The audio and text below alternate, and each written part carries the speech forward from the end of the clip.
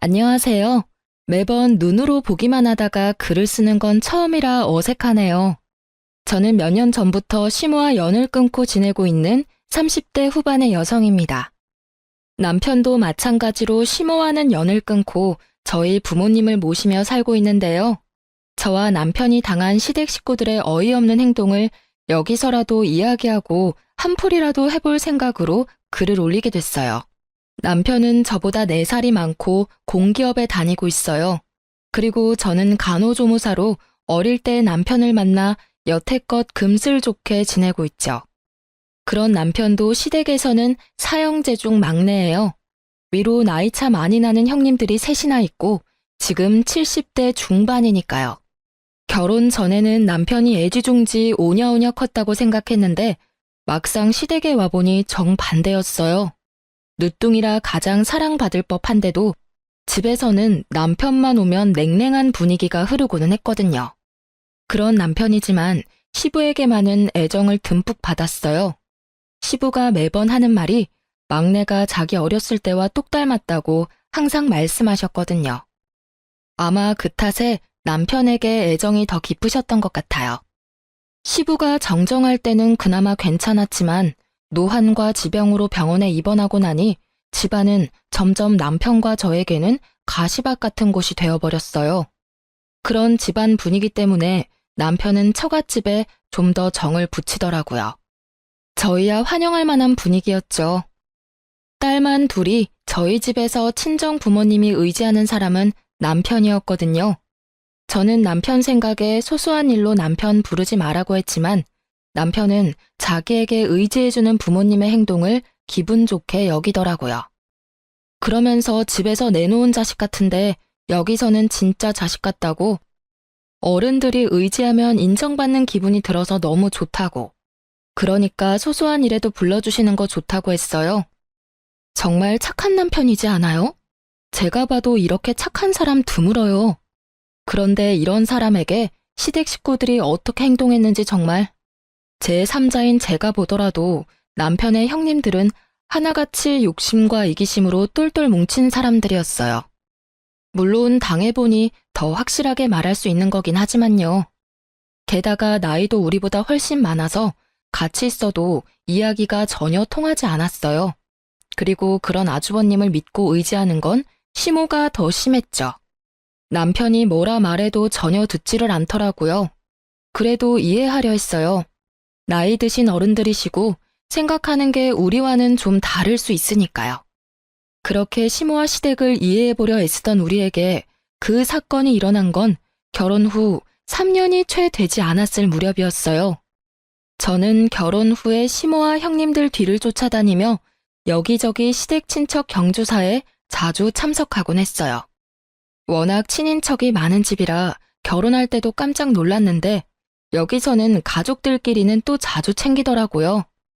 그런데 하루는 시댁 친척 결혼식에 참석했는데 시모가 들고 온 핸드백 때문에 주변에서 수군거리는 걸 봤어요. 제가 보니 시모 가방이 다 해져서 너덜너덜해졌더라고요. 그걸 모르고 착용하고 계신 걸 보니 마음이 안 좋더라고요. 그렇다고 당장 제가 뭐라 할 수 있는 분위기도 아니었고요. 그래서 큰맘 먹고 300만 원 좀 넘는 명품 가방을 선물해드리게 됐어요.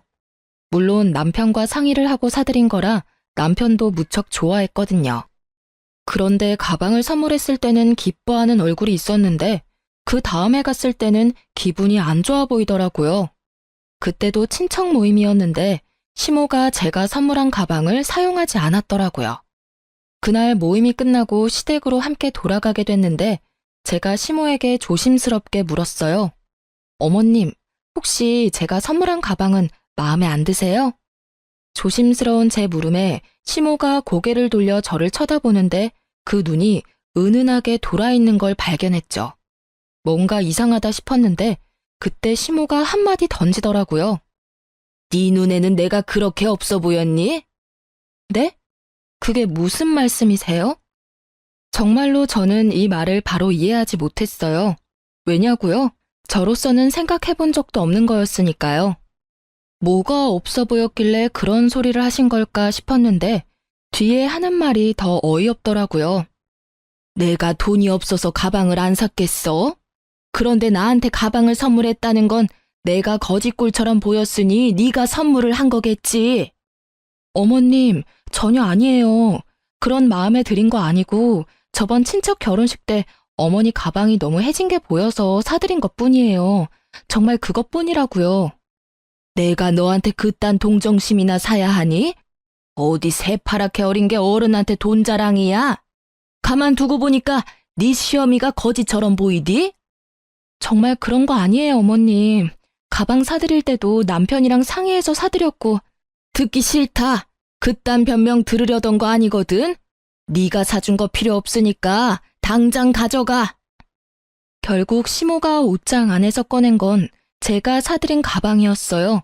그리고는 그걸 제 앞에 탁 하고 던지시더라고요. 저는 시모가 왜 이런 말을 하는지 여태껏 이해가 가지 않았어요. 한숨을 쉬며 가방을 주섬주섬 줍는데 이상하더라고요. 제가 사준 가방의 짝퉁이더라고요.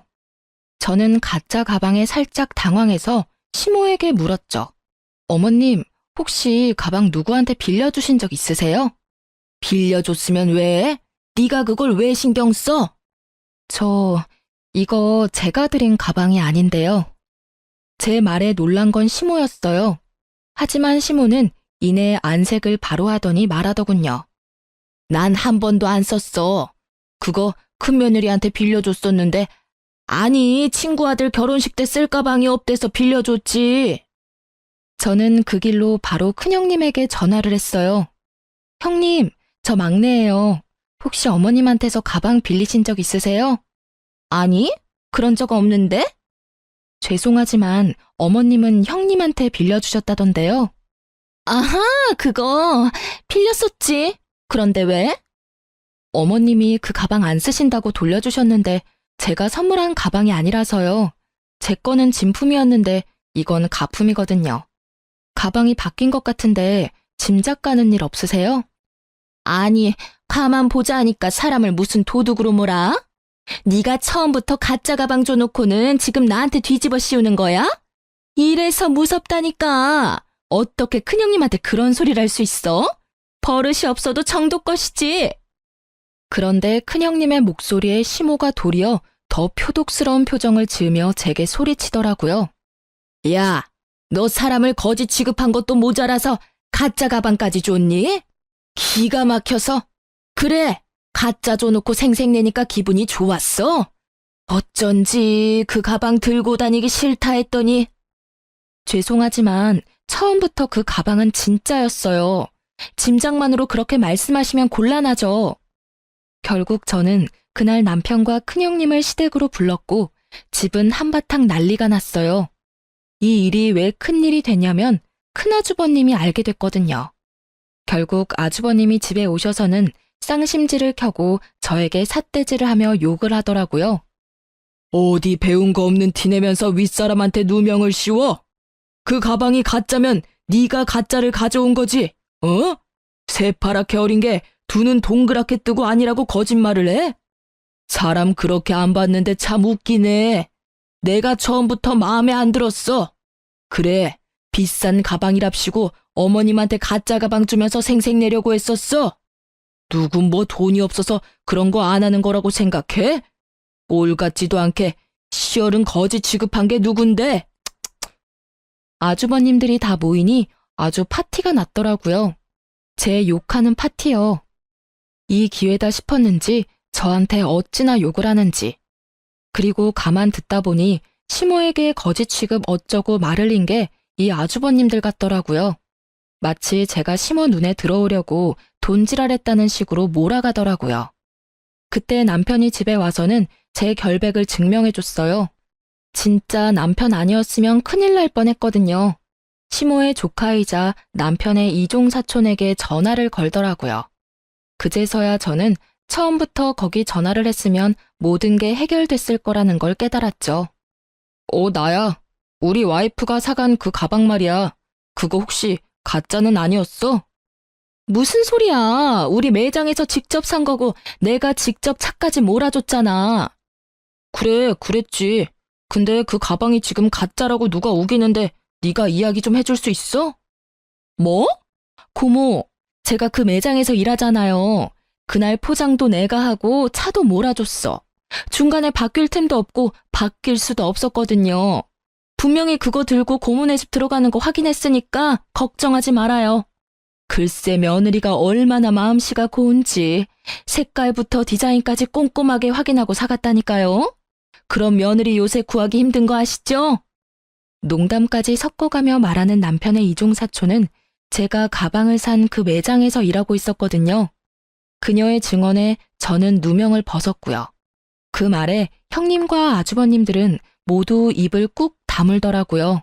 세상에, 그 시끄럽던 집이 한순간에 조용해졌다니까요. 내가 가만 생각해보니까 그날 바빠서 바로 못 갖다 드렸고 나중에 갖다 드리는 과정에 집에 있는 비슷한 가방이랑 헷갈렸나 봐. 큰형님이 그렇게 인정을 했어요. 그러면 뒤따라오는 당연한 게 있어야 하잖아요. 사과요. 그런데 아무도 저에게 미안하다 말을 안 하더라고요. 웃긴 건 도리어 이 상황에서 저를 더 몰아가더라고요. 에이, 그러게. 왜 집에 그딴 비싼 가방을 사와서 이 분란을 일으켜? 돈지랄을 하고 싶었으면 혼자 조용히 할 것이지. 왜 남의 집에 와서 비싼 물건을 선물해서 이런 일을 만드냐 이 말이야. 그게 말이에요? 아니, 이렇게 여럿이서 어린 제 와이프한테 할 소리 못할 소리 다 해놓고는 어떻게 사과 한마디가 없어요? 너야말로 계집년 치마폭에 폭 쌓여서는 가족이고 뭐고 눈에 뵈는 게 없어? 어디서 형님한테 큰 소리로 소리치고 난리야? 따지고 보면 다 그 가방 탓 아니니? 네 와이프가 그거 집에 들이지만 않았어도 이런 일은 없었을 거 아니야? 어머니! 남편의 절망과 답답함으로 가득한 얼굴을 보니 제가 참을 수 없더라고요. 아니, 무슨 이런 가족이 있어요? 선물을 줘도 날리고 시어머니 선물을 가져다 쓰고는 감히 가짜를 돌려주지를 않나. 아니, 그게 왜 제 잘못이에요? 잘해줘도 싫으신 거면 이제 앞으로는 관여 안 할게요. 그리고 이게 다 가방 탓이라니. 가방은 제가 가져갈게요. 형님, 어서 진짜 가방 가져오세요. 제 말에 아주버님과 시모는 다시 들끓어 여기 쓰지 못할 욕을 해댔고, 큰형님은 뭐가 그리 당당한지 차에 가서는 곧 제가 시모에게 선물했던 가방을 가져와서 툭 던지더라고요. 남편은 시모에게 더 이상 이 집에 오지 않겠다며 선언하듯 말을 던지고 저와 함께 시댁에서 나왔어요. 결과적으로는 시모와 만나지 않게 되어 도리어 더 편해지긴 했어요. 그런데 그 뒤에 진짜 웃겼거든요. 제가 그 가방을 중고로 팔아서 나온 돈에 제 돈 좀 더 보태서 부모님 크루즈 여행 보내드렸거든요. 그걸 카톡 푸사에서 봤는지 시모가 연락 왔더라고요. 넌 뭔데 우리 아들 돈으로 돈지랄 하냐고요. 그래서 저도 답해드렸어요. 제가 벌어서 쓴 제 돈이고 그 가방 팔아서 모은 돈이라고요. 그랬더니 시모는 별말 없더라고요. 그런데 옆에 셋째 형님이 계셨더라고요. 셋째 형님이 하는 말도 진짜 웃겼죠. 아무리 시댁에 화난다고 해도 명절은 꼭 챙겨야 하는 거 알지? 일할 사람 없으니까 꼭 와서 거들어. 딱 보니 혼자 일해야 할 것 같으니 저한테 시켜 먹으려는 게 눈에 딱 보이더라고요. 죄송하지만 어차피 며느리 취급도 안 해주는 사람들 뿐인데 제가 왜 거길 가야 하죠? 남편도 가지 말자고 이야기 다 됐으니까 알아서 하세요. 저는 명절 때 남편과 함께 시부를 보러 요양원에 갈 예정이었지만 그 사람들에게 말하지는 않았어요. 제 말에 셋째 형님이 화가 많이 나신 것 같았지만 무시하고 전화를 끊었어요. 제가 왜 그 사람들 이야기를 들어주고 있어야 하나요? 제 일도 바쁜데 말이죠. 어쨌든 시모와는 인연을 딱 끊게 됐지만 시부와는 여전히 따로 문병도 가고 연락하며 잘 지내고 있었으니까요. 그걸로 됐다고 생각하고 있었죠. 그런데 그렇게 1, 2년 지났을 무렵이었어요. 시부에게서 연락이 왔더라고요. 아니, 오늘 가족들 모두 모이라고 했는데 너희는 왜 여태껏 안 와? 많이 바쁘냐? 아버님, 죄송한데 저희는 아무 연락도 못 받았어요. 혹시 무슨 일 있으신가요? 뭐? 왜 연락을 못 받아? 내가 분명히 중요한 이야기 있으니 다들 모이라고 분명히 이야기했는데. 아이고, 그래. 연락이 안 갔을 줄은 몰랐네. 혹시 지금 시간이 되면 집에 좀 와보거라. 뭔가 눈치를 채신 듯 화가 난 시부의 음성이 살짝 누그러지더라고요. 저는 남편과 저녁을 빨리 먹고 시댁으로 향했어요. 오랜만에 가는 길이라 기분은 그리 좋지 않았지만 시부가 있었으니까요. 그렇게 시댁에 갔는데 이미 뭔가 한바탕 한 듯 분위기가 좋지 않더라고요. 3명의 아주버님과 3명의 형님들, 그리고 시무가 한꺼번에 저희를 무척 짜증나게 쳐다보더라고요. 어차피 오지 않던 시댁이라 별 상관없는 느낌으로 앉아 있었는데 시부가 갑자기 유산에 대해 이야기를 꺼내더라고요. 내가 나이가 많아. 요새 많이들 산다고는 하지만 그래봐야 10년 살까 말까지. 당장 죽을 정도는 아니지만 재수 없으면 당장 죽을지도 모를 나이고. 시부는 그렇게 자기가 가지고 있던 재산에 관한 서류를 들고 왔더라고요. 이 재산을 어떻게 나눌지 너희들하고 이야기하려고 불렀다. 시부의 말에 둘째 아주버님이 말하더라고요. 아버지, 유산 배분의 막내는 빼야 하지 않겠어요? 아니, 아무리 생각해도 시댁을 개떡같이 알잖아요. 명절에 코빼기도 안 보이고 이 집에서 비싼 가방으로 분란만 일으켰는데 게다가 시어머니 모실 생각도 안 하는데 왜 유산을 나눠요? 그 이야기를 듣고 있는 남편의 표정이 점점 벌겋게 달아오르더라고요. 열이 받을 대로 받아서는 부글부글 끓고 있는 게 제 눈에는 훤하게 배더라고요. 남편은 이제까지 차별받았는데 마지막까지 차별받게 됐다는 생각에 완전 분노 폭발 직전이었어요. 저는 남편의 팔꿈치를 끌어당기며 진정시켰어요. 이야기나 들어보자고요. 그런데 점점 들을수록 저도 기가 막히더라고요. 맞는 말이에요, 아버지. 도대체 왜 여기 왔는지 이해가 안 가요. 제정신이 있으면 이런 자리에는 알아서 빠져야 하는 거 아니야? 어디서 뻔뻔하게 재산 탐내러 여기 와 있는 거야? 그렇게 삼형제가 나란히 저희 부부를 욕하는 와중에 시모는 우리 부부 것만 쏙 빼고 음료와 간식을 내왔더라고요. 아예 없는 사람 취급하겠다 이거죠. 결국 첫째 형님이 쐐기를 박더라고요. 아버지, 막내는 재산 분배해서 빼야 해요. 쟤네도 재산 준다 하시면 저희는 앞으로 제사 못 지내요. 저런 하이에나 같은 것들한테 줄 돈이 어디 있다고 매번 막내를 부르시는 거예요. 결국 이 대목에서 화가 난 건 남편이 아닌 저였어요. 아니, 재산 탐내는 하이에나가 누군데 우리더러 뭐라는 거예요? 우리는 여기 아버님한테 연락받고 왔고 이런 이야기 나올 줄 생각도 못했거든요. 세상에, 하이에나? 그러는 당신들이 하이에나지. 아버님 입원해 계시는 동안 제대로 와보지도 않았으면서 뭐 그렇게 효심 깊은 아들 흉내내고 있으세요? 여보, 진정해. 형님, 제가 아무것도 모른다고 생각하시나 본데 저도 이제 알 거 다 알아요. 어차피 어머니가 저 빼고 나머지 형님들한테 어머님 가지고 계시던 재산 다 나눠준 거 아니까요. 그렇다고 제가 이제껏 그에 대해 말한 적 한 번이나 있긴 해요. 그 말을 듣고 새 형님의 얼굴은 썩은 동태가 됐고 시부는 그 말에 노발대발하셨어요. 아니, 그 재산을 왜 멋대로 애들한테 물려줬어? 당신 미쳤어? 그 재산이 당신 것도 아니고 내가 맡긴 거 아니야? 아니, 그럼 어떡해요? 애들이 다 힘들다고 난린데. 결국은 애들한테 물려줬어야 할 돈들인데 아까워요? 아까운 게 아니라 그 과정에서 또 막내만 빠졌으니 하는 소리 아니야? 도대체 이 세 놈들한테 왜 나눠준 거야? 다 이유가 있어서 준 거예요.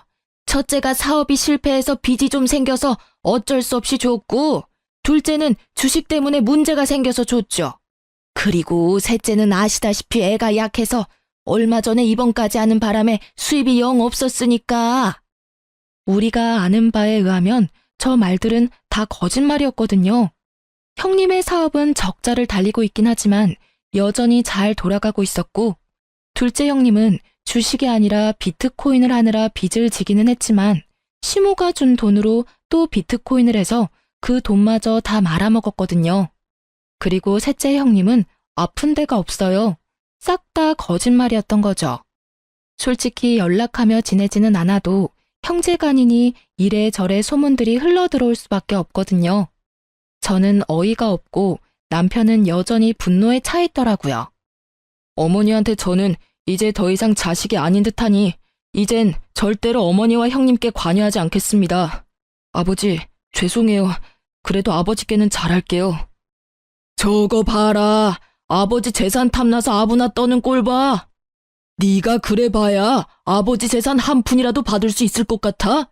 우리가 못 받게 할 거야. 마누라랑 수준이 똑같지?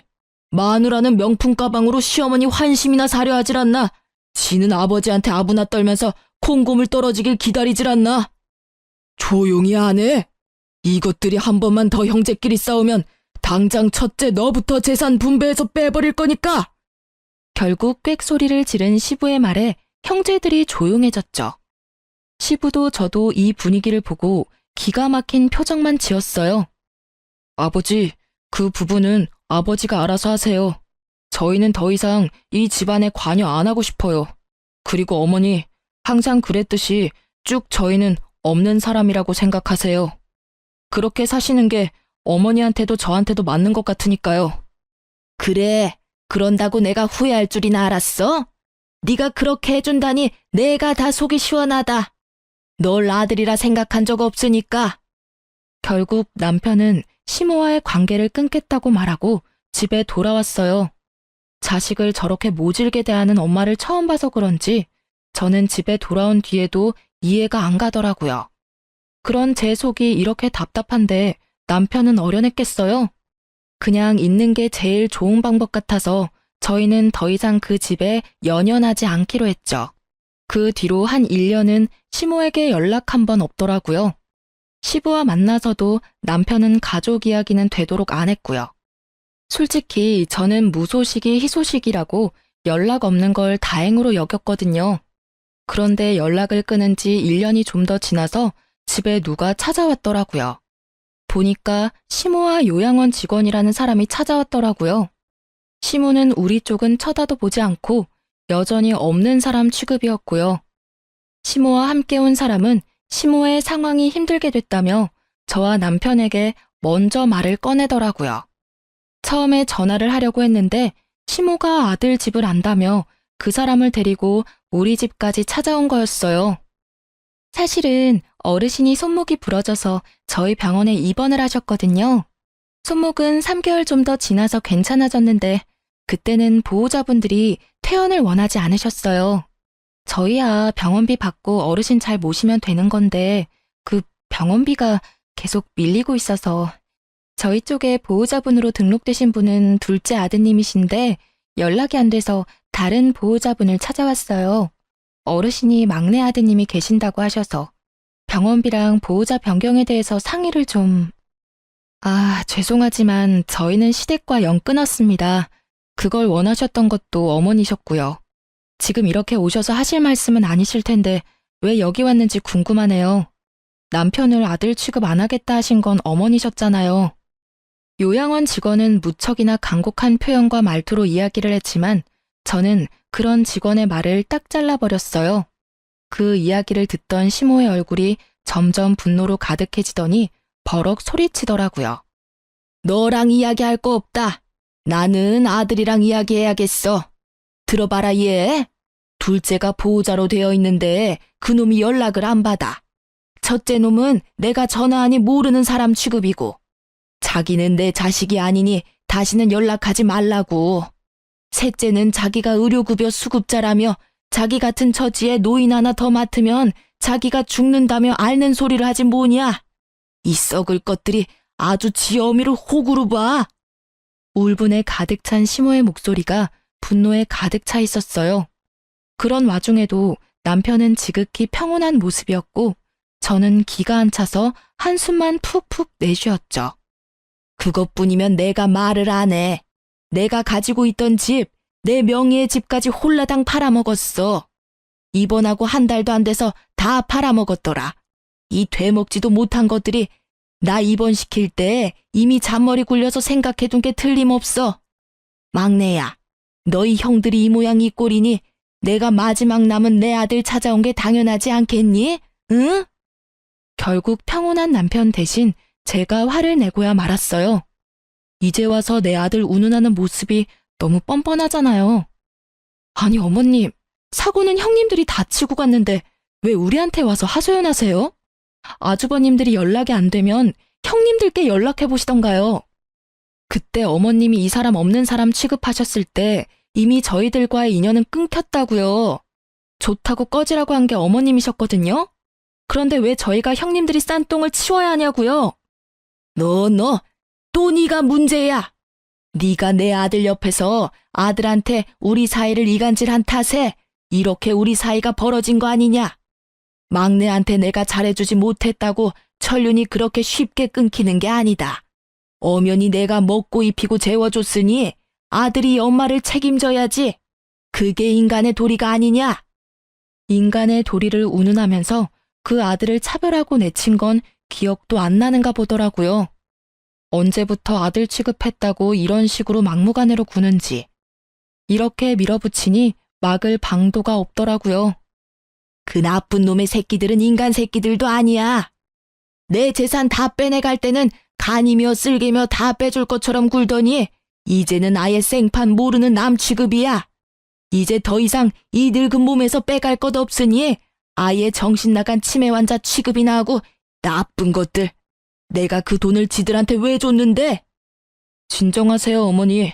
일단은 제가 밀린 병원비는 내드릴게요. 그런데 저는 어머니 보호자는 못합니다. 지금 저희도 장인 장모님 모시고 있어서 어머니까지는 못 모셔요. 그러니까 형님들 중에 누구 하나한테 연락해서.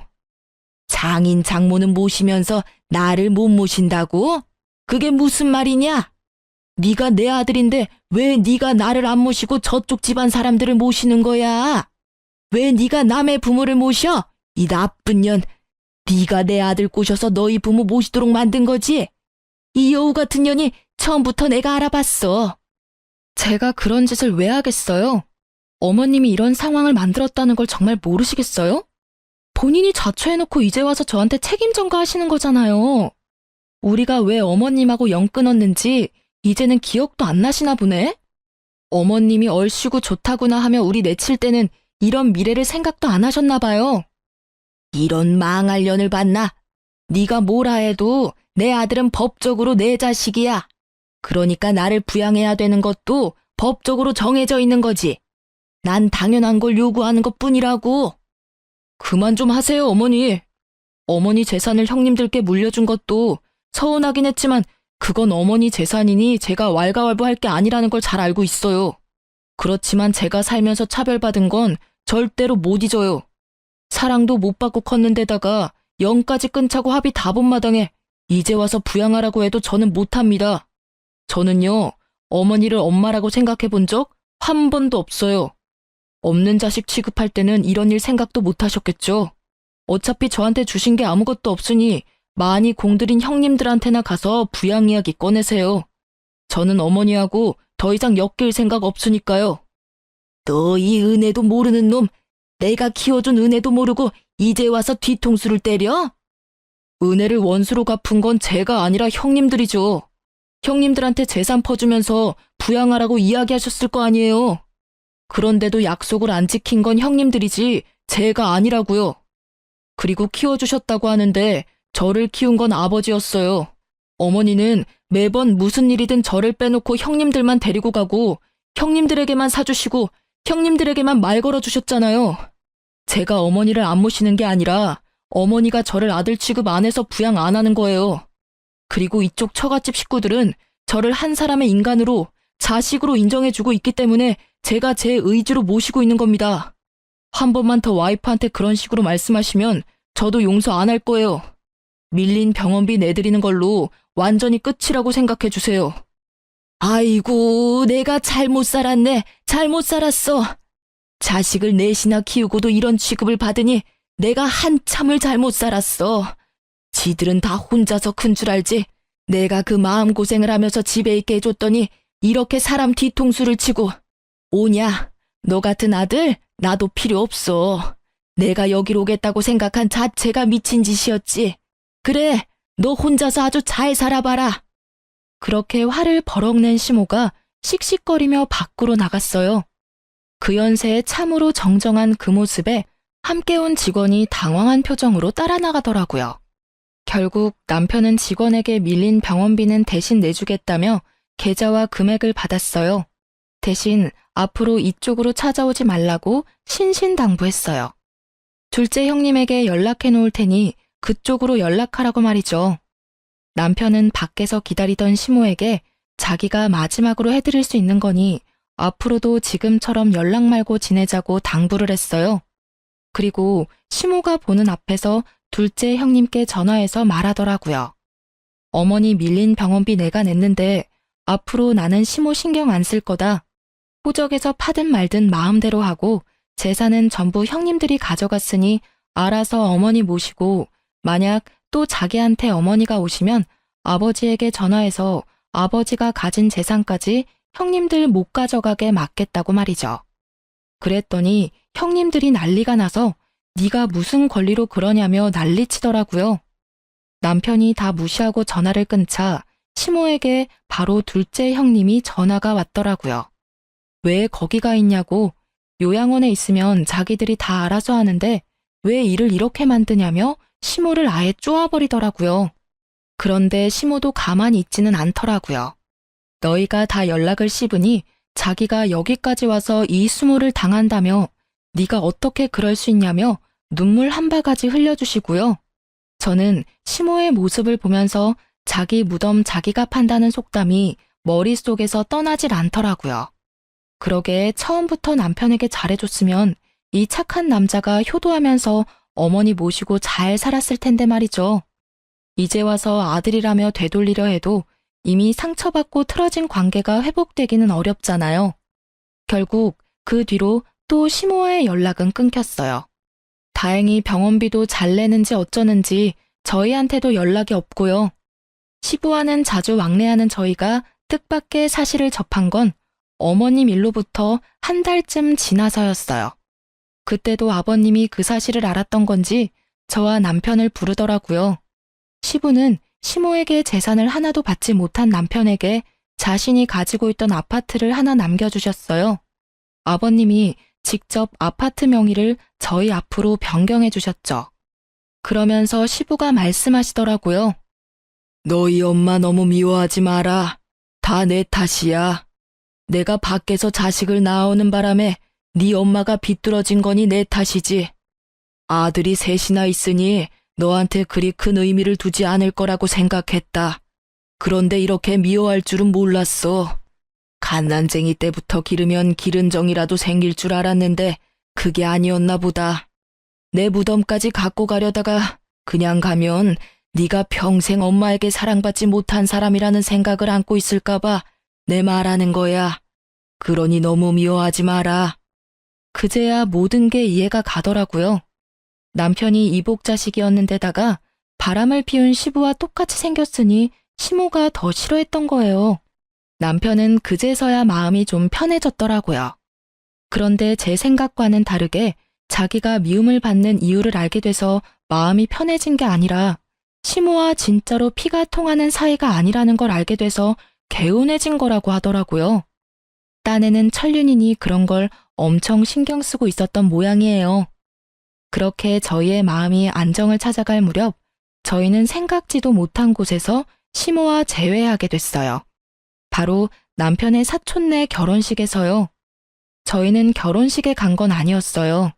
사실은 친정 부모님 모시고 웨딩홀 근처에 식사하러 나온 김에 호텔 근처 야외 커피숍에서 커피 좀 마시고 있었는데요. 하필 호텔에서 우연찮게 고모님을 만나게 됐거든요. 그때 고모님과 함께 있던 게 시모였어요. 시모는 아무도 신경 써주지 않은 티가 나는 그런 모습으로 결혼식에 와 있더라고요. 고모는 남편에게 무척 잘해주셔서 남편에게 이왕 만난 거 식장이라도 왔다 가라고 권유했고 남편은 식사는 안 하더라도 축의금은 주고 오자며 홀 안으로 들어갔죠. 솔직히 그때 친정 부모님이 같이 계셔서 남편도 약간 당황한 것 같더라고요. 저희가 시모와 연을 끊었다고 고모님 같은 다른 친척분들과 연을 끊은 건 아니잖아요. 그래서 친정 부모님에게 먼저 양해를 구하고 같이 웨딩홀로 향했죠. 그리고 그 안에 있던 시모와 맞닥뜨린 거예요.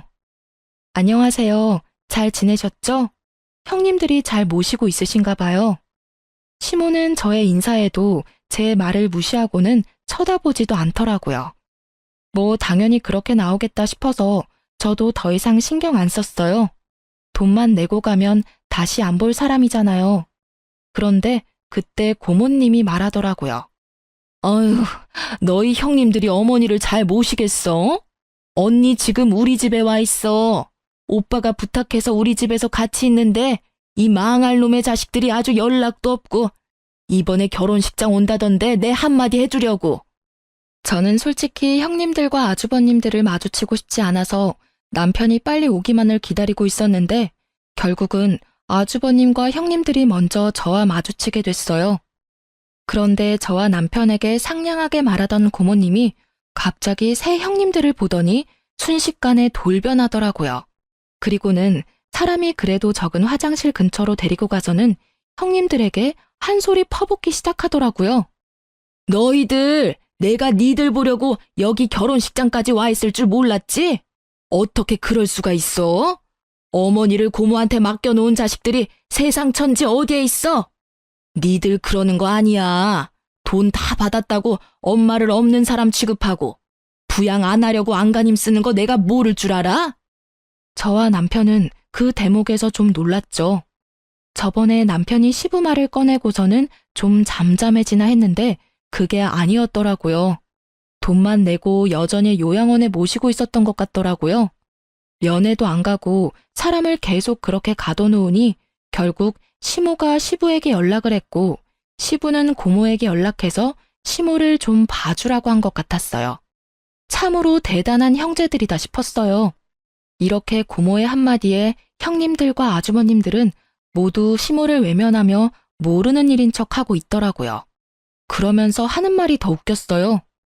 아니, 고모는 외부인이면서 남의 집안사에 왜 그리 간섭이에요? 엄마 모시고 있다고 그거 하나로 우리한테 이러시는 거면 크게 곤란하죠.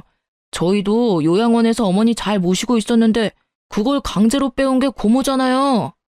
내가 빼왔어? 니들이 병원비 또 밀리는 바람에 내가 돈 내주고 내가 데려온 거지. 너희들 아버지가 나한테 부탁을 하더라. 너희 엄마가 너희들한테 얼마나 잘해줬는지 몰라서 이런 식으로 굴어? 그래서 어떻게 할 거니? 엄마 모실 거야 말 거야? 내가 모시면 나는 너희한테서 돈 다 받아낼 거니까 알아서 하고 요양원에 맡길 거면 돈이라도 똑바로 내던가. 저희가 알아서 할 테니까 저희한테 넘기세요. 그러게 뭐하러 어머니 데려가셔서 사서 고생하시는 거예요? 그 말에 터진 건 고모님이 아니라 시모였어요. 야, 이 나쁜 놈아! 너 내가 너를 그렇게 키웠어? 어떻게 형제 셋이 나란히 나를 물먹일 수가 있어? 너희들 내가 연락할 때마다 바쁘다고 하면서 다른 형제들한테 전화하라며 미뤘지? 그리고 며느리들, 너희들도 마찬가지야. 내가 전화하면 바쁘다고 끊기 바쁘고 뭐 돈 나갈 일 있으면 돈 없다며 돈 원할 때만 찾지 말라고 소리 빼찌르고. 너희가 인간이야? 인간 탈을 쓴 짐승이지? 그래, 나한테서 돈 될 만한 거 다 가져가고 나니 이제 이 늙은이는 바람 빠진 풍선같이 쓸모가 없지? 이럴 줄 알았으면 내가 너희들한테 잘해줄 일이 아니었어. 막내 하나한테 다 물려주는 건데. 봐라, 지 부모도 아닌 처가 식구들까지 챙기며 살고 있는 걸 봐. 내가 저걸 보면서 얼마나 후회가 됐는지 아냐? 나한테 잘하겠다고 입으로만 백날 이야기하는 너네들이 아니라 행동으로 모든 걸 보여주는 막내한테 투자했어야 했어, 이 망할 놈들아. 결국은 시모의 분노가 터져버렸고 아주버님들은 또 그들대로 골이 날 대로 났더라고요. 아니, 그렇게 좋으시면 막내한테 가세요. 가시면 될 거 왜 우리한테 와서 들러붙으려고 하시냐고요. 좋은 자식 있으면 좋은 자식한테 가면 되시지. 아, 저번에 연 끊으시면서 절대로 안 본다고 하신 게 마음에 걸리세요? 그리고 막내도 생각이 있으면 어머니 받아주겠어요? 저희랑 다 같이 대놓고 차별하고 없는 사람 취급하셔놓고는. 너희들이 아니었으면 내가 그렇게 하지도 않았겠지. 그리고 너희들은 내가 가지고 있는 게 없다고 생각하나 본데 내가 가지고 있는 하나가 아직 있어. 그거는 너희한테 절대로 안 주기로 했다. 벌써 수령인까지 싹 다 바꿨거든. 내 사망보험금. 시모의 입에서 사망보험금이라는 단어가 나오자 형님들과 아주버님들의 눈빛이 정말 순식간에 바뀌더라고요. 그러면서 갑자기 형님들이 어머니에게로 달려가서는 이산가족 상봉한 것처럼 어머니, 어머니, 우리랑 같이 가세요 하며 곡소리를 내는데 이건 뭐 거의 꽁트였죠. 남의 결혼식에서 이렇게 웃긴 연극 찍는 것도 참 어찌 보면 대단한 재능이잖아요. 보통 뻔뻔해서는 이런 일을 할 수 없으니까요. 정말 그 꼴을 보는데 기도 안 차더라고요. 그런 가족들을 한심한 표정으로 지켜보던 고모가 한 말씀 던지셨어요. 사망보험금 하나에 다시 또 이렇게 부모님 사랑이 샘솟냐? 언니, 내가 이 말까진 안 하려고 했는데 도대체 자식 농사를 어떻게 한 거유? 이 눈들 좀 봐. 세상에 그렇게 모셔가라고 할 때는 왜 자기들한테 떠넘기냐며 눈에 쌍심지를 켜고 달려들더니 보험금 한마디에 아주 효자가 셋이나 생겼네. 말해봐요. 어떻게 키우면 저런 불효자를 셋이나 만드는지. 고모님의 빈정거림에 시모의 얼굴이 벌겋게 달아오르더라고요. 그럴 수밖에요. 그 사망보험금 단어 하나에 시모를 무시하고 이쪽 저쪽 보내기 바빴던 형제들이 아주 효자가 돼서 내가 모시네 너는 안 되네 하고 있으니 말이죠. 게다가 친척 결혼식이다 보니 남편 친척 사람들이 모두 모여있던 자리라 그 사람들의 눈을 완전히 피할 수는 없었거든요. 그 친척들이 혀를 차며 시모와 새 아주버님께 한 말씀씩 던지더라고요. 저것도 자식이라고? 자네 자식들은 없다 생각하는 게 낫겠네. 저거야 원 자식이 아니라 빚쟁이지.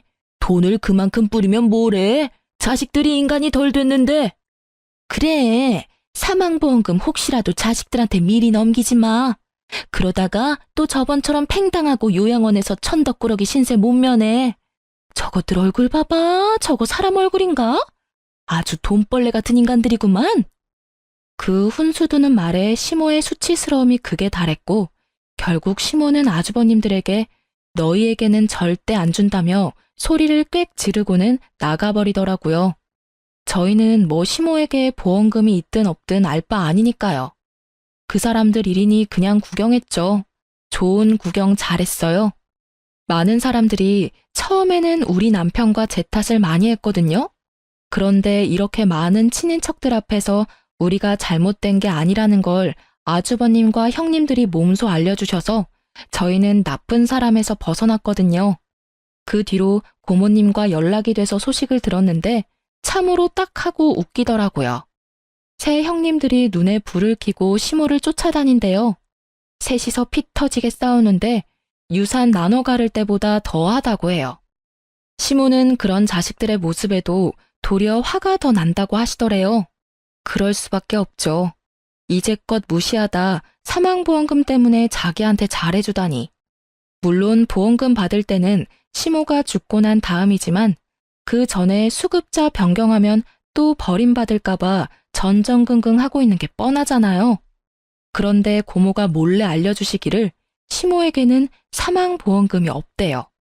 사망보험금 이야기는 고모가 시모에게 이야기해준 거였고 시모가 그걸 이용하고 있다는 거더라고요. 그걸 모르는 형제들이 열심히 시모에게 돈을 쓰고 있으니 웃긴 꼴이죠. 저러다 사망보험금 없다는 걸 알고 나면 어떻게 행동할지 궁금하네요. 그러게 착한 막내 아들에게 잘 좀 해줬으면 평생 잘 모시고 살았을 일을. 본인 고생길을 본인이 알아서 가고 있는 게 참 딱하다며 고모님이 한탄하는 소리가 마음에 와닿더라고요. 저희 부부는 그런 싸움들에서 벗어나 친정 부모님들과 함께 여행도 다니며 진짜 가족다운 즐거움을 느끼고 살고 있어요. 시모와 아주버님들을 만나지 않으니 세상이 평화로워요. 남편은 결혼식에서 시모와 형님의 모습을 보고 하나도 변하지 않은 그들의 태도에 마음을 많이 놓았다고 해요. 그리고 저도 솔직히 그분들 덕택에 남편이 우리 부모님에게 많이 의지하고 또 의지되어줘서 고마운 상황이고요. 좋은 자식 내치고 하나같이 욕심 많고 이기심으로 똘똘 뭉친 자식들만 남긴 시모가 참으로 딱하지만 한편으로는 그런 행동이 저희 집에는 도움이 되어 다행이라는 생각도 듭니다. 제 사연이 생각보다 길었네요. 쓰다 보니 쌓인 것들을 풀어내느라 말이 길어진 것 같아요. 긴 글 읽어주셔서 고맙습니다.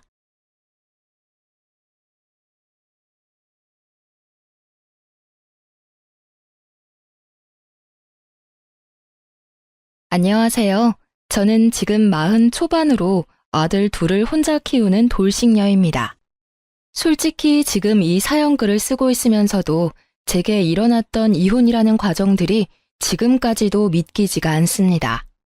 10년이라는 긴 세월 동안 시대거른을 모신 제가 남편에게 뒤통수 맞는 얼얼한 보답을 받게 되었죠. 같이 제 남편 욕 시원하게 한번 해주실래요? 저와 남편은 각자 알고 지내던 친한 친구의 소개로 만났어요. 친구는 자기의 소꿉친구라며 남편을 소개시켜줬었고 생각보다 말이 잘 통해서 결혼까지 하게 됐었죠.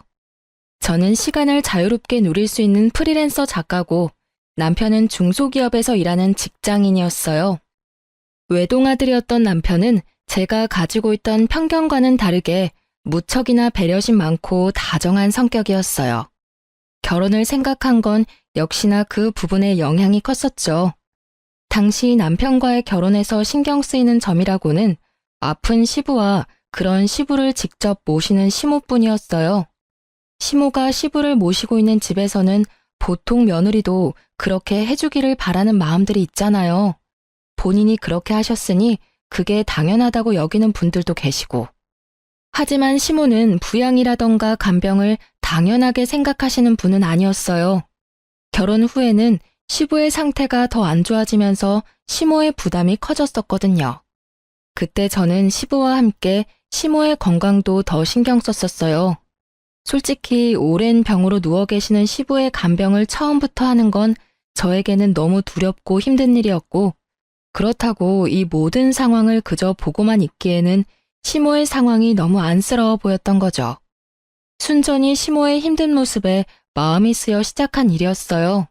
솔직히 저희가 시부 명의의 집을 빌려 쓰고 있기도 했고 애들 둘이 시댁 식구들을 많이 닮아서 시부와 시모 모두 손주들에게 애정이 많이 컸었거든요. 그런 애정을 받고도 그걸 못 본 채 할 수 있는 사람이 세상에 어디 있을까요?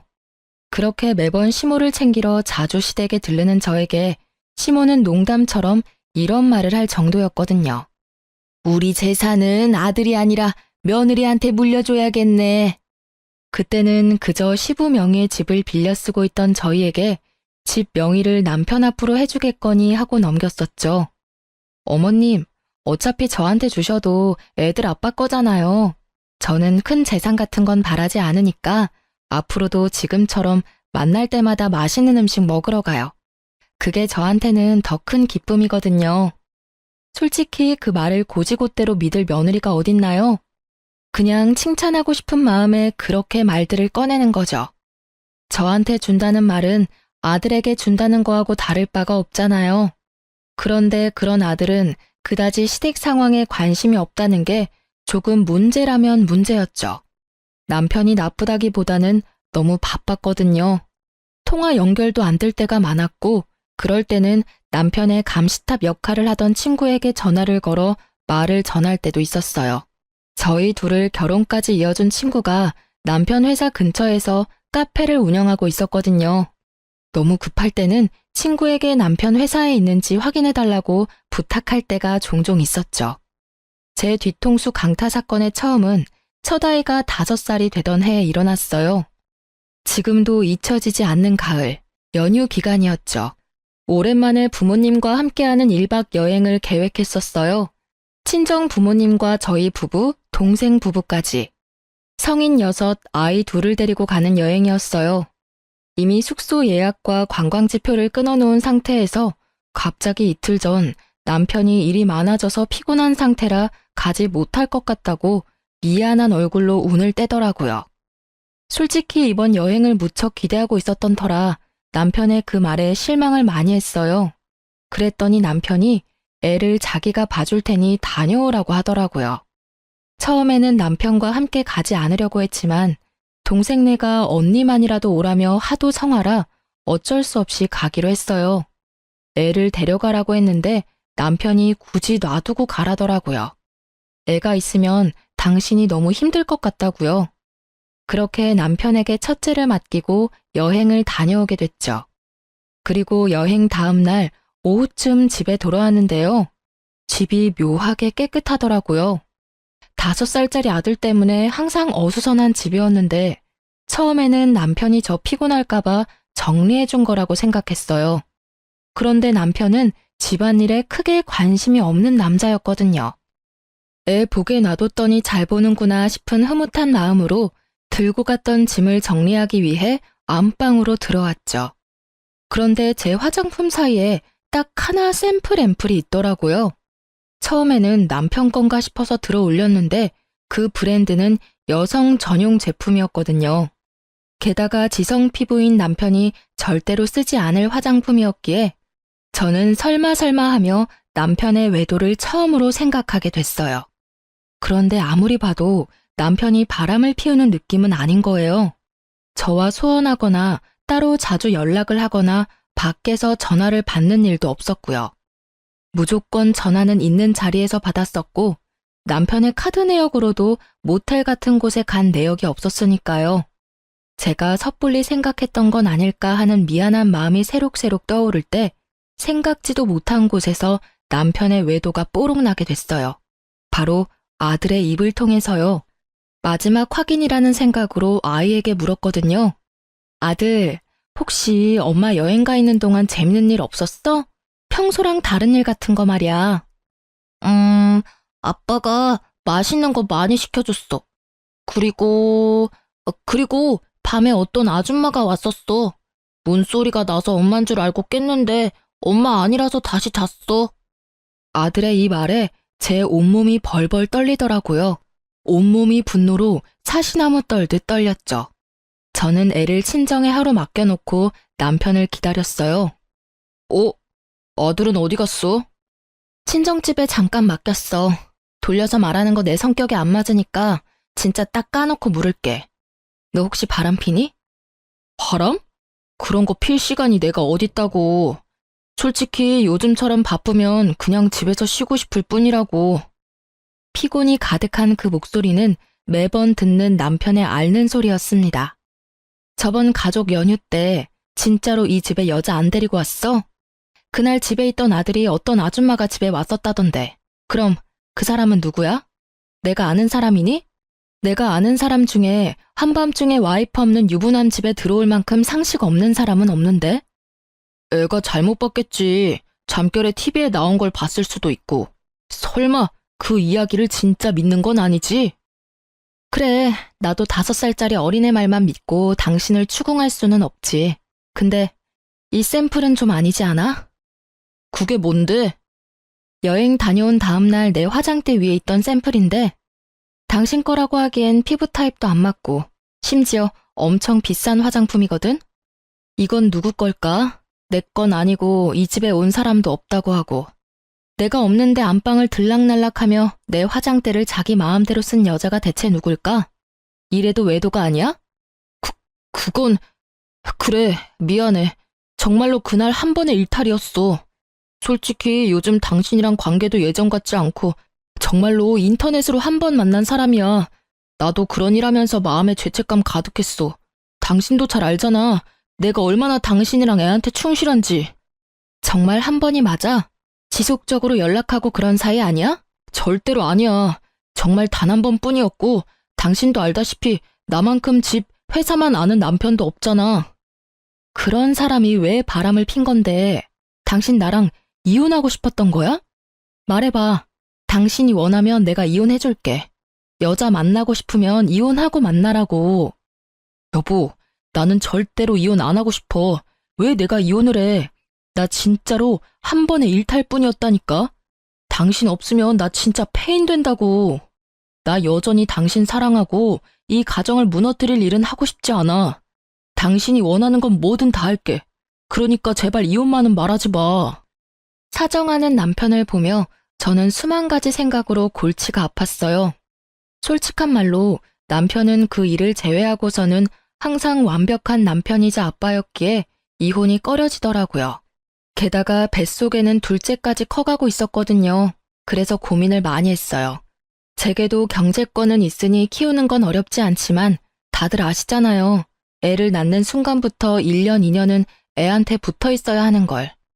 게다가 혼자서 애를 돌보며 일을 한다는 게 얼마나 힘든 일인지 말이죠. 저는 어려운 결정을 내릴 수밖에 없었어요.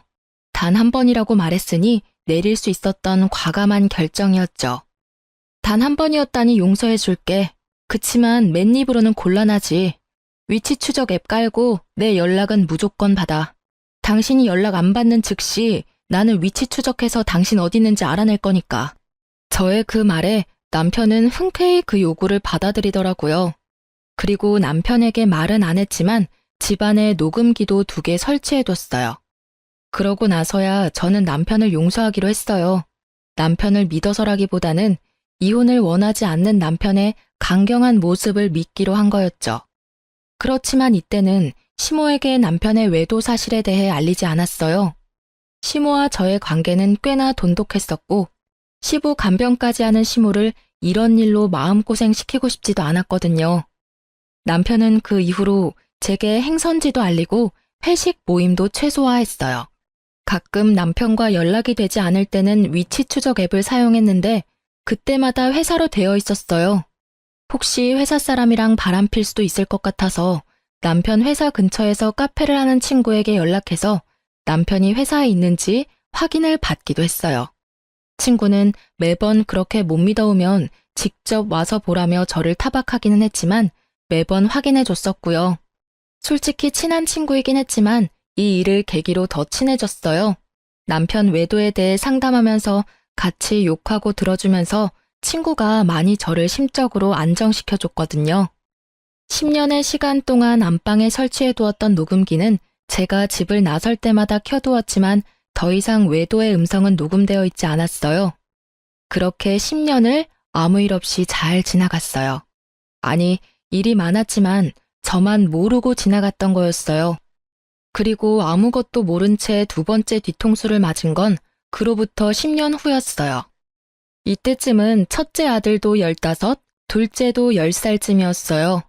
지병으로 병석에만 누워있던 시부가 말기암 판정을 받은 게 바로 그 해였어요. 독한 약물과 쇠약해진 몸 상태를 알고 있던 시부는 연명치료를 거부하기에 이르렀고 병원에서는 요양병원을 말했지만 시모가 직접 집에서 간병을 하기로 했어요. 얼마 남지 않은 시간 가족과 보내고 싶다는 시부의 요구를 시모가 받아들였거든요. 어떻게든 살리는 시도를 하는 것보다 남은 나날을 좀 더 가족의 따뜻함을 느끼도록 하는 게 마지막 가는 날 후회를 남기지 않을 수 있을 거라는 시모의 마음도 있었던 거겠죠. 시모는 시부의 병세가 악화가 되었을 때 남편에게 전화했어요. 예, 아버지 마지막 가는 길 같이 있어주면 안 되겠니? 며느리가 주말마다 와서 같이 고생하는 건 알고 있고 너도 일하느라 힘든 건 잘 알지만 내가 보기에 너희 아버지 오늘 내일 할 것 같아. 미안한 부탁이지만 마지막 가는 사람 부탁이라 생각하고 둘 다 일주일만 여기 와서 같이 있어줘라. 어머니, 휴가 때문에 연차를 너무 많이 써서 연차를 쓸 수가 없어요. 게다가 다음 주에는 중요한 미팅도 잡혀 있어서 지방까지 내려갔다 오려면 시간도 너무 오래 걸리고. 그러니? 에휴, 그럼. 어머니, 저 혼자 갈게요. 어차피 저야 일 당분간 안 받으면 되고 애들은 친정에 맡겨놓으면 되고요. 당신도 미팅 끝나면 시간 되면 바로 시댁으로 와. 혹시라도 당신 없을 때 아버님 임종이라도 있으면 당신도 마음 아플 거 아냐. 결국 그렇게 저는 남편을 보내고 일주일치 짐을 싸 시댁으로 들어갔습니다. 그렇게 며칠을 시부모님과 지내며 이야기를 도란도란 나눴죠. 가시는 길 후회 없으시도록 시부와도 이야기 많이 했고요. 그러다 문득 시부를 재워놓고 시모와 같은 방에 누웠는데 시모가 이런 말을 하더라고요. 가는 길에 후회한 점 남기지 않았으면 하는 바람이다. 어떤 잘못을 했든 지금 말해주면 뭐든 용서해 줄 수 있겠지. 그 말에 제 머릿속에 떠오른 건 10년 전의 그 사건이었어요. 저 어머니, 사실은 제가 10년 전에 그 사람이랑 헤어질 뻔한 적이 있었거든요. 뭐? 그게 무슨 소리냐? 너희는 아무 문제 없이 잘 산다고 생각했는데 게다가 10년 전이면 너 둘째 임신했을 때잖니. 뭔가 큰 문제가 있었던 거 아니니? 실은 10년 전에 그 사람이 바람피다 저한테 걸렸었거든요. 첫째가 그때 5살이었는데 제가 없는 집에 어떤 아줌마가 왔었다고. 그때는 둘째 때문에 꾹 참고 봐줬었죠. 그래도 10년 동안 착실하게 잘 살아줘서 다행이죠. 그런 일이 네가 마음고생이 얼마나 심했겠어. 그렇잖아도 시부 시모 둘 다 모시느라 힘든데 혹시 그 바람핀 여자가 누군지는 아니? 남편 말로는 인터넷에서 만난 여자래요. 하루 한 번 스쳐간 인연이니 신상도 얼굴도 모르죠. 그리고 알면 뭐해요. 지금 벌써 10년이나 지났는데. 그런 이야기를 시모와 도란도란 나누며 잠에 들었고 다음날 일어났을 때는 시부는 자는 중에 돌아가셨더라고요. 말기 암의 노환이라도 자면서 돌아가신 건 참으로 호상이라며 시모와 이야기를 나누며 남편에게 연락을 하려고 했어요. 전화를 받지 않는 걸 확인하고 짐 싸느라 바쁘나 보다 싶은 마음에 어차피 집에 가서 준비를 해야 할 것들이 있어서 집으로 향했어요. 잠깐 들린다고 들렀는데 집에 들어서자마자 저는 그 옛날에 느꼈던 위화감을 다시 한번 느끼게 됐어요. 깔끔하게 청소되어 있는 집의 상태에 10년 전 그때의 기억이 불현듯 떠오르더라고요.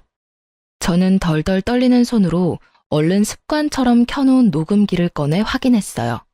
그런데 녹음기가 2개 다 보란 듯이 꺼져 있더라고요. 분명 남편이 녹음기의 존재를 알고 있었던 거예요. 저는 혹시나 하는 마음에 옷방에 숨겨둔 홈 CCTV가 생각나서 그 영상을 확인해 보기로 했어요. 그 영상은 지워지거나 화면이 틀리지 않고 잘 있더군요. 옷방의 CCTV는 안방을 훤히 비추고 있었죠. 아무 일 없기를 바라는 마음으로 영상을 확인하는데 영상을 보는 내내 저의 눈은 화면에서 떨어지지 않았어요.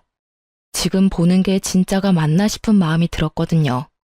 지방에 있다던 중요한 미팅은 전부 구라였고 그냥 일주일 동안 매일 퇴근하고 상간녀와 부부인 척 이 집에서 살았더라고요.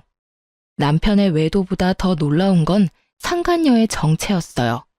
그 상간녀는 나와 남편을 소개시켜준 저의 오랜 친구였어요. 매번 남편이 회사에 있는지 확인하려고 전화를 걸던 남편 회사 옆에서 카페를 운영하던 그 친구가 제 남편과 노닥거리는 모습을 지켜볼 수밖에 없었죠. 아니, 저번에 걸릴 뻔하고도 우리 집에 그렇게 오고 싶었어? 그럼 이렇게 스릴 넘치는 일이 어디 있을까? 어차피 불륜이잖아. 이런 긴장감 넘치는 일 정도는 해줘야 하는 게 당연한 거 아니야? 자기는 모르겠지만 와이프 생각보다 엄청 무서운 거 알지? 10년 전부터 지금까지 어디 나갈 때면 무조건 녹음기 틀어놓고 가. 그것도 2개나. 잘 알지? 그래도 우리가 10년을 넘도록 이렇게 만나고 있다는 걸 눈치조차 못 챘잖아. 뭐, 한번 걸릴 뻔하긴 했지만. 그래도 여전히 너 안 보이면 나한테 전화하는 거 알아? 내 옆에 있는 줄도 모르고 전화해서는 남편 어딨냐고 징징대는데 얼마나 꼴불견인 줄 알아? 정말 자기가 우리 회사 옆에 카페 오픈한 건 진짜 잘한 일인 것 같아. 만나도 아무도 모르지. 위치 추적 앱 찾아도 카페가 회사와 거의 오차범위 아니니까 들키지도 않고 말이야. 그렇지? 내가 정말 잘한 일인 것 같긴 해. 너 만날 때마다 막 짜릿하다니깐. 우리 아버지 지금 위독하신데 돌아가시면 나 이혼하고 자기랑 결혼할까? 결혼? 뭐 아버지 안 계시면 해도 상관없지. 근데 나 애 낳는 건 질색이거든. 몸매 망가지는 건 둘째치고 여자로서의 인생도 망가지는 건 순식간이거든. 솔직히 책임질 일 없이 오로지 연애만 하는 이 관계가 나는 너무 좋아.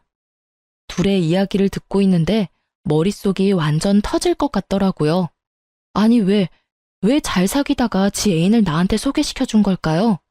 거기서부터가 의문이었거든요. 남편을 저에게 소개시켜주고 남편과 불륜을 저지르는 게 제 상식에서는 도저히 이해가 안 가더라고요. 저는 이 2 연놈을 불러내서 당장 따지려 했지만 이 악물고 참았어요. 시부 상중이잖아요. 그래도 마음이 너무 힘들었어요. 혼자만 알고 있기가 너무 두렵고 힘들어서 저는 누군가에게 이 상황에 대해 하소연하고 싶었어요. 하지만 어디 가서 말하나요?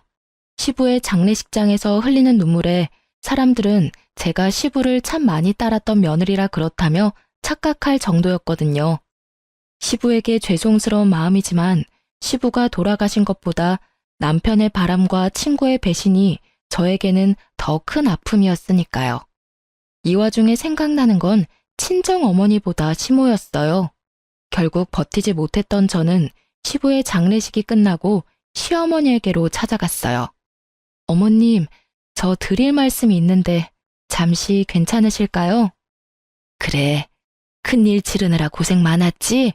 오늘은 느긋하게 이야기나 하고 가거라. 아버지 없으니 몸은 편한데 마음이 적적하긴 했어. 저 사실은 이런 말씀 드리고 싶지는 않아요. 제가 남편 탓을 하는 것처럼 들릴지도 몰라서 참으려고 했는데 도저히 못 참을 것 같아서.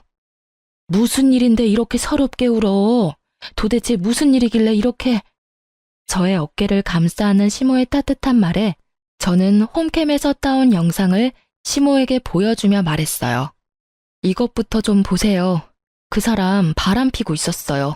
저 몰래 10년 동안이나요. 어머님이랑 시댁에 일주일 정도 있었잖아요. 그때 남편이 지방 출장 있어서 못 온다고 했었는데 그때 지방에 출장 간 게 아니라 출퇴근하면서 상간녀랑 저희 집 안방에서 부부처럼 지냈더라고요. 아버님 돌아가셨을 때도 제가 사용하는 침대에서... 결국 말을 잇지 못한 저보다도 영상을 보던 시모의 얼굴이 더 크게 놀라더군요. 이 여자가 상간녀라고? 얼굴이 내가 아는 그 여자랑 닮았는데? 15년도 더 됐어. 너랑 결혼하기 훨씬 전에 결혼하겠다고 데려온 여자야. 네? 결혼을 하겠다고 데려왔었다고요? 그래, 이 여자가 확실하네. 나한테 결혼할 여자라고 데리고 왔었지.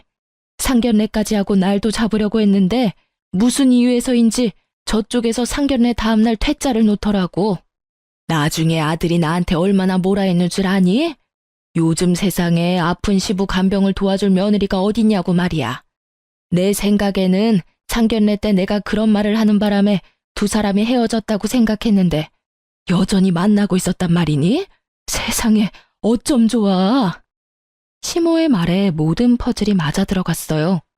예전에 그 친구가 제게 이런 말을 한 적이 있어요. 결혼을 약속한 사람이 있었는데 그 집 어른들이 마음에 안 들어서 상견례하고 엎었다고.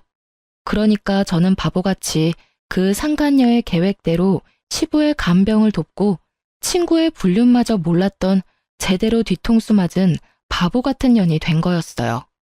눈물이 분노로 바뀌는 거 정말 순식간이더라고요. 놀라서 눈물 질질 짜던 제가 결국 도끼가 바짝 올라버렸어요. 시모와의 이야기로 모든 게 정확해진 저는 집에 돌아와 남편에게 상간녀를 안다는 이야기는 하지 않고 외도하는 거 안다고만 말을 꺼냈어요. 당신이 어떤 여자랑 바람피는 거 알아. 누군지는 모르겠지만 마지막으로 기회를 줄게. 나한테 말해줘. 그 여자랑 앞으로 계속 만날 거야? 정말로 마지막으로 주는 기회라는 마음으로 물었던 거였어요. 잘못한 걸 알고는 있는지 고칠 생각은 있는지. 남편 놈이 제게 미안하다고 사과를 하거나 고치겠다고 다시는 만나지 않겠다고 한다 해도 이혼을 결심한 제 마음은 변치 않을 거예요. 다만 정상적인 답변을 기대하고 있었거든요. 그런데 남편 놈의 입에서 나온 말은 말이 아니라 망언이었어요. 결국 들켰네. 뭐, 맞아. 나 바람 피고 있어. 이혼할 거면 빨리 하자. 나도 솔직한 말로 당신 앞에서 완벽한 남편 연기하는 거 힘들거든? 게다가 좋아하지도 않는데 좋아하는 척도 너무 힘들고. 매번 야근하는 것도 얼마나 힘든 일인지 모르지? 아, 진짜 10년 넘게 돌아왔어. 솔직하게 말해서 당신이랑 결혼한 건 아버지 간병할 사람이 필요해서였거든. 아버지도 죽었으니까 나도 이제 나 하고 싶은 대로 살아도 되잖아. 너 아버님 돌아가신 지 지금 며칠 됐다고 그런 미친 소리를 해? 게다가 간병할 사람이 필요해서 결혼했다고? 미친놈아, 이혼이 하고 싶으면 하고 싶다고 말하라고 했지. 10년 전에도 내가 뭘 했어. 이혼을 원하면 이혼해 줄 거라고 했어, 안 했어?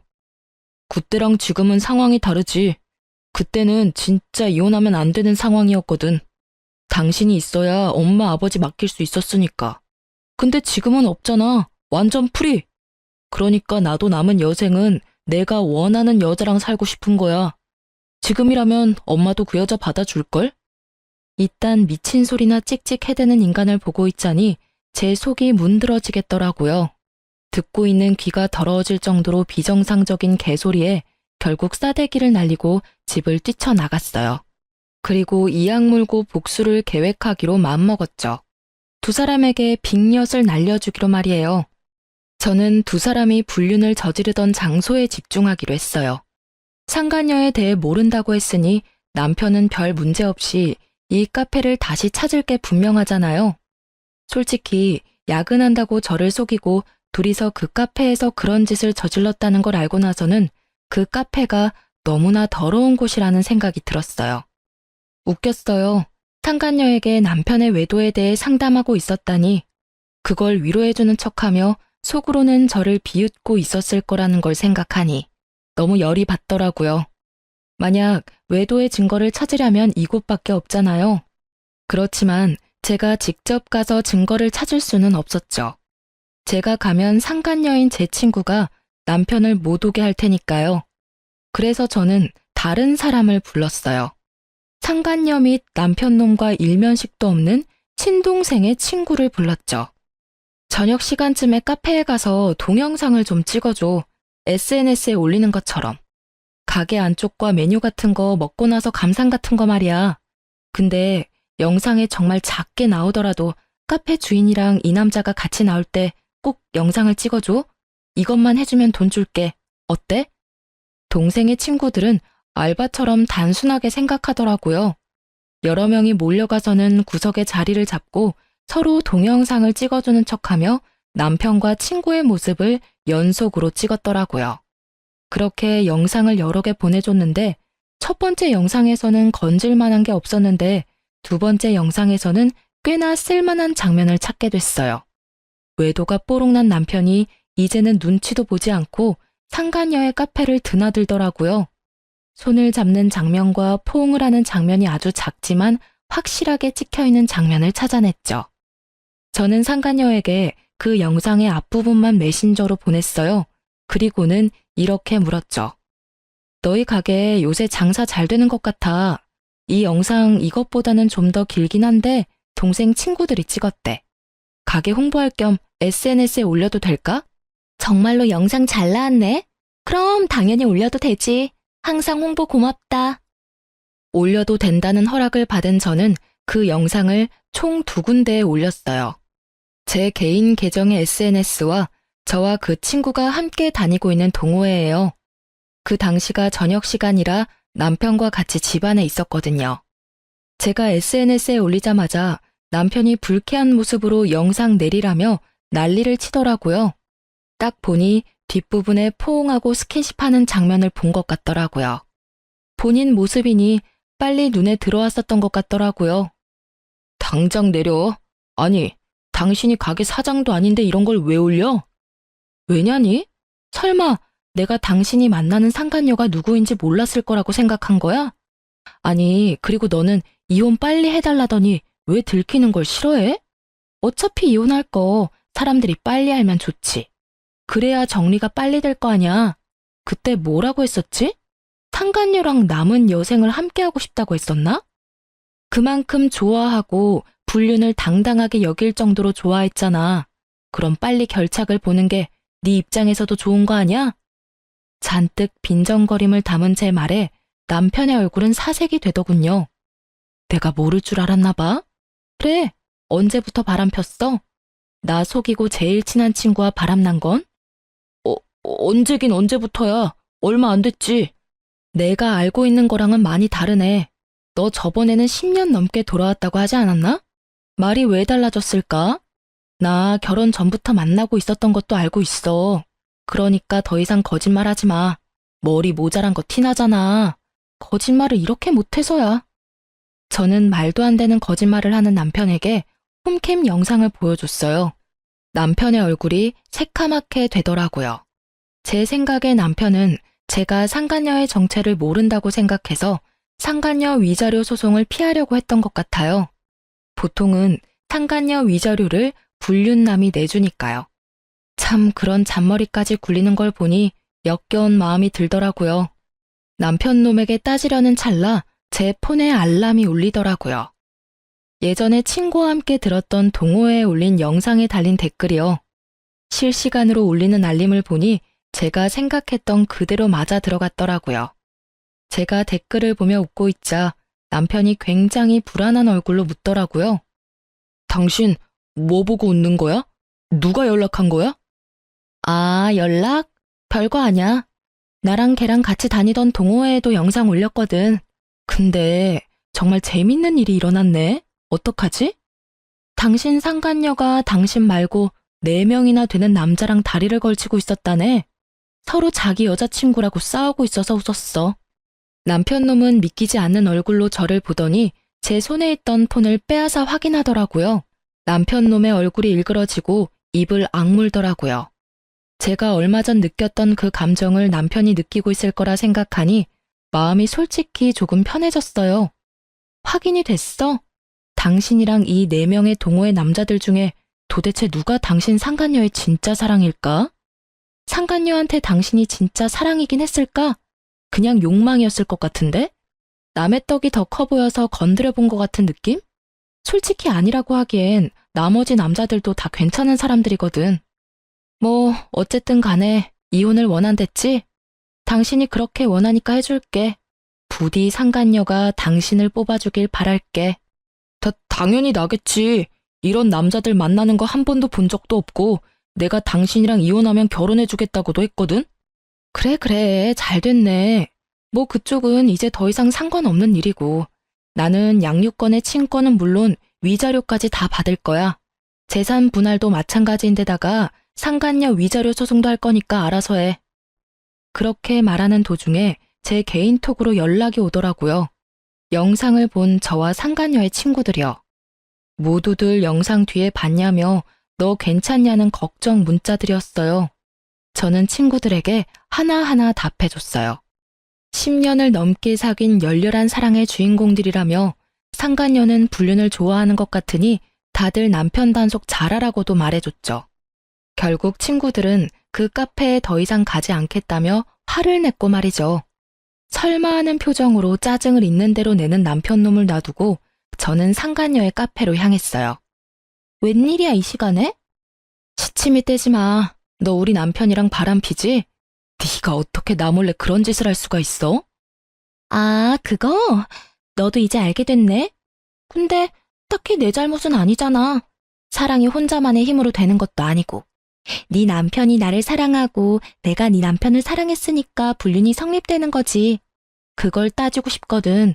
왜 그 남자가 네가 아니라 날 선택한 건지를 묻는 게 더 빠르지 않을까? 입을 쭉 찢고 싶을 만큼 가증스러운 태도에 저는 이성을 잃을 뻔했어요. 그렇지만 폭력은 이 상황에서 저에게 절대 유리하지 않다는 걸 잘 알고 있으니까요. 그래서 저도 천연덕스러운 표정으로 상간녀에게 말해줬어요. 남편이랑 곧 이혼할 거야. 그리고 알지? 상간녀 소송은 상대방이 유부남인 걸 알고 만났다면 절대로 너한테 불리하다는 거 말이야. 아, 그리고 네 허락받아서 동호회에 올린 동영상 말이야. 나한테 이렇게 많은 연락이 오는지 모르겠네. 벌써 4명이나 되는 남자가 이 영상 뭐냐고 묻는데 넌 그 이유를 알아? 뭐? 미친 거 아니야? 그걸 왜 거기다 올려 이 나쁜 년아. 나쁜 년은 내가 아니라 너지. 어떻게 10년이 넘도록 나를 배신하고 속일 수가 있어? 너 정말 대단하더라. 바보 등신 같은 남편 놈은 네가 진짜 사랑이라고 여기던데. 그럼 나한테 연락 온 동호회 남자들 4명은 뭐야? 그 사람들한테 내가 친절하게 말해줄게. 네가 누굴 선택할지 궁금하긴 하네. 그렇게 말하는 도중에 상간녀의 폰으로 연락이 미친 듯이 오더라고요. 딱 보니 남편이나 그 4달이 걸친 사람들이겠죠. 자기 폰을 보고 전화를 받지도 못하는 상간녀를 보니 너무나 통쾌해서 웃음이 다 났어요. 왜 연락을 못 받아? 하긴 그 사람들이 다 네 밥줄인데 어떻게 한 사람만 고를 수 있겠어? 그래도 아쉽네. 우리 동창들도 여기 이젠 안 오겠대. 동창들이랑 동호회 사람들 이제 다 안 오면 이 카페 찾아오는 단골 다시 만들어야겠네? 솔직히 그렇잖아. 절친 남편 꼬셔서 불륜까지 하는 너한테 어떤 친구들이 자기 남편 데리고 오겠니? 야, 너 이러는 거 명예훼손이야. 사생활 보호법 뭐 그런 거 위반이라고. 너 당장 고소할 거라고. 고소해. 네가 허락해서 올린 거니까 나한테 잘못 없거든. 분해하며 씩씩거리는 상간녀를 놔두고 저는 가게를 나왔어요.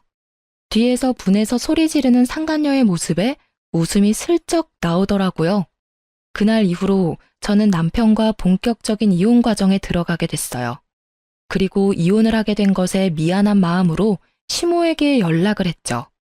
어머님께는 죄송한 마음뿐이에요. 큰일 치른 지 얼마 되지도 않았는데 다시 마음고생하게 만들어서.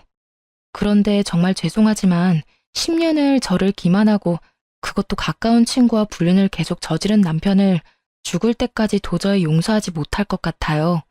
미래가 뻔히 보이는데 계속 질질 끌다간 저만 더 상처 입을 것 같아서 이제 그만하는 게 좋을 것 같아요. 저의 그 말에 시모는 네 마음을 이해한다며 저에게 도리어 미안하다고 했죠. 대신 저는 시모에게 이혼하더라도 시모가 좋아하는 손주는 자주 만나게 해드리겠다고 철석같이 약속을 했어요. 그제야 시모는 조금 밝아진 얼굴이 되더라고요. 그렇게 시모에게도 이야기를 해놓고 저는 조금은 가벼워진 마음으로 이혼 전문 변호사를 만나 상담을 하고 있었어요. 그런데 시모에게서 연락이 왔어요. 급히 할 말이 있으니 시댁으로 오라는 말이었죠. 시댁에 갔더니 망할 남편놈과 변호사, 시모 이렇게 셋이 있더군요. 남편의 얼굴은 푸르죽죽한 것이 아예 죽을 상이었고 변호사분은 난감한 표정으로 눈치만 보고 있었어요. 시모는 무척 초연한 표정이었죠. 이게 무슨 일인가 싶어 저도 일단 말을 아끼며 시모의 앞에 앉았어요. 당신 도대체 무슨 알랑방귀를 꼈길래 아버지가 그런 미친 유언을 남기도록 만든 거야? 와씨, 어디서 곰 같은 거 주워와서 간병질이나 시켰더니 아예 집 전 재산을 다 훔쳐가지고 가네. 곰이 아니라 완전 여우였구만. 너, 나 없는 동안 그러려고 아버지 간병하러 갔냐? 다짜고짜 따지는 남편의 말에 저는 어안이 벙벙했죠. 이 멍청한 놈이 나한테 뭘 따지고 있나 싶었거든요. 뭐라 말하려 하는데 시모가 남편 놈의 말을 딱 막더라고요. 넌 조용히 해. 잘한 거 하나도 없는 놈이 입을 놀리긴 어디서 놀려? 그렇지만 엄마, 진짜 말이 안 되는 이야기잖아요. 내가 아들인데 왜 재산을 저 여자한테 주는 건데요? 그렇게 궁금하면 네 아버지 살려서 물어봐. 애꿎은 나한테 성질내지 말고. 그리고 그 상황은 무조건 네 잘못 아니냐? 입이 10개라도 할 말이 없어야 할 놈이 어디서 입을 놀려? 이게 무슨 일이에요? 제 물음에 답한 건 남편 곁에 있던 변호사였어요. 저 고인께서는 돌아가시기 전에 공중 유언을 하셨는데 자신의 임종 때 마지막까지 자신의 곁에 있었던 사람들에게만 고인이 가진 아파트 2채와 상가 건물 3채를 지분 상속하기로 하셨습니다. 그리고 고인께서는 자신의 간병에 진심이었던 며느님께 현재 며느님이 살고 계신 신혼집을 온전히 상속하시겠다고 하셨고요. 그런 게 어딨냐고. 아니, 내가 자식이잖아. 멍청한 놈은 입에 개거품을 물며 그저 자신이 아들이라는 이야기만 수없이 변호사에게 소리쳐댔죠. 너, 이 못난 놈아. 네 아버지는 돌아가시기 직전에 네 놈 바람핀 거 알고 가셨어. 며느리가 그날 말해주지 않았다면 몰랐겠지. 그리고 네 아버지도 네가 설마 아버지 임종 때 상간녀와 바람피려고 거짓말한 나쁜 놈인 걸 알았겠니? 어떻게 이래? 하나밖에 없는 자식인데 네가. 상간녀의 눈이 멀어서 아버지 돌아가시는 날까지 그런 미친 짓을 하냐고. 그러고도 네가 인간이야? 내 배에서 나왔지만 짐승 새끼도 그런 짓은 안 한다. 결국 소리치던 시모의 눈에 눈물이 뚝뚝 흐르더라고요. 그렇지만 남편놈 눈에는 시모의 눈물 따위는 보이지 않더라고요. 그저 앞으로 재산을 어떻게 해야 하는지 그것만 계산하고 있더라고요. 그걸 보니 한심함에 한숨이 나오고 시모를 보니 딱함에 한숨이 또 나오더라고요. 저딴 놈 어머니로 두기엔 참 아까운 분이셨거든요. 막판에 저와 남편의 위치는 순식간에 뒤바뀌었어요. 집에 돌아온 저는 집에서 나갈 준비를 하지 않아도 되었어요. 당당하게 이 집에 있으면 될 일이었죠. 남편은 눈치를 보더니 그 다음날 상간녀를 집에 불렀어요. 아직 이혼 전인데 벌써 날 부르면 어떡해. 와이프가 보면 참 마음 아프겠네. 그렇게 말하는 상간녀를 보며 저는 미소 가득 담아 웃어줬어요. 둘이 할 말 많은 것 같은데 대화나 나눠. 난 빠져줄게. 네가 왜 나가? 아직까지는 너희 집이잖아. 너도 같이 들어. 무슨 말인지는 뻔하겠지만. 상간녀는 남편 놈이 자기에게 프로포즈라도 할 거라고 생각한 듯 한껏 차려입고 왔더라고요. 야, 너 때문에 일 완전 꼬였어. 지금 우리 아버지 돌아가시면서 완전 똥 됐다고. 갑자기 그게 무슨 소리야? 너희 아버지 돌아가신 게 왜 나 때문인데? 너 설마 그런 이야기 하려고 나 부른 거니? 당연하지. 아버지 임종 때 네가 같이 있고 싶다고 우기는 바람에 너랑 같이 있다가 재산 다 날려먹게 생겼다고. 그게 왜 내 탓이야? 나랑 바람 피우면서 재산까지 가져가려고 했던 거야? 너 웃기다. 언제는 돈보다는 내가 좋다면서? 그리고 난 너 때문에 상간녀 소송까지 당해야 하는데 네가 그렇게까지 억울해할 일은 아니지. 야, 그걸 말이라고 해? 네가 뭐가 그렇게 억울한데? 나 혼자 바람 폈어? 너도 같이 바람 폈는데 왜 억울한데? 거기다 너 나 하나만 있었던 것도 아니잖아, 이 나쁜 년아. 나 너한테 속은 거야. 완전 가스라이팅 당한 거라고. 결국 남편 놈이 상간녀에게 물건을 막 집어던지더라고요. 완전 발악을 하면서요. 미안한데 집 그만 훼손해 줄래? 이 집 이제 내 집이거든. 너도 그렇고 상간녀도 그렇고 둘 다 싸우려면 나가서 싸워. 남의 집에서 꼴사납게 굴지 말고. 왜 이 집이 네 거야? 설마 이 집까지 너희 아버지 거였어? 미친, 넌 그 나이에 도대체 일어놓은 게 하나가 없어. 아, 됐어. 너 같은 루저는 내 쪽에서 사양이야. 그렇게 두 사람을 속 시원히 내쫓고 저는 곧 재산을 받고 이혼에 성공했어요. 나중에 알아보니 두 사람의 끝은 정말 최악이었더라고요. 상간녀의 카페에 4명의 남자들이 찾아와 동시에 따지는 바람에 카페는 망했다고 해요. 그리고 상간녀는 카페 폐업과 상간녀 소송 때문에 손절했던 남편 회사로 찾아가서 난리쳤다고 해요. 결국 와이프 10년 넘게 속여가며 불륜 저지른 게 회사 내에도 알려져서 결국 회사에서는 권고사직을 권했다고 해요. 그렇게 퇴사하고는 다른 직장으로 재취업도 못했대요. 워낙 소문이 크게 나서 받아주는 곳이 없었다나 봐요. 그에 비하면 저는 두 아들과 잘 살고 있어요. 일단 집이 있고 위자료와 재산을 많이 받아서 남편이 없어도 크게 힘들지도 않고요. 웃기면서도 슬픈 건 두 아들이 전부 아빠를 찾지 않는다는 거예요. 아마 첫째는 이혼 당시에도 나이가 꽤 있었던 터라 이혼 과정을 다 보고 아빠에게 질린 듯 더 이상 아빠를 자기 부모로 생각하지 않겠다고 말하더라고요. 둘째는 이제 곧 중학교에 들어가는데 우연히 근처 아파트 공사 현장에서 막노동하는 아빠를 보기 싫어 마주치고도 못 본 척 뛰어왔다는 말을 제게 하더라고요. 울먹이는 걸 보니 마음이 너무 찢어질 듯 아팠어요.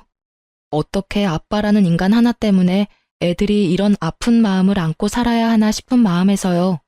솔직히 저는 제 인생에 남자는 없다는 생각으로 두 아들만을 키우며 살고 있어요. 워낙 완벽한 남자를 연기했던 전 남편이었던지라 어떤 남자든 다 못 믿겠더라고요. 솔직히 이제는 연애에 마음을 쏟을 만큼 어리지도 않고요. 제가 이 글을 쓰고 다시 한번 쭉 읽어보는데 참 욕이 저절로 나오더라고요. 아직도 그날의 충격에서 헤어나오지 못했는 건지도 모르죠. 그래도 인과응보라고 지들이 저지른 짓의 벌을 제대로 받게 돼서 참 다행이라고 생각해요. 글 읽으며 고구마 먹은 것 같은 체한 기분을 느끼기도 하셨겠지만 결과적으로는 정말 속 시원히 해결돼서 통쾌한 기분이 드셨을 것 같아요. 제가 보면서도 그런 기분이 드니까요. 이렇게 글 읽으며 같이 욕하고 화내주시는 분들이 있으니 저도 마음 놓고 제 이혼 글을 올려봤어요. 읽어주신 분들 모두 감사합니다.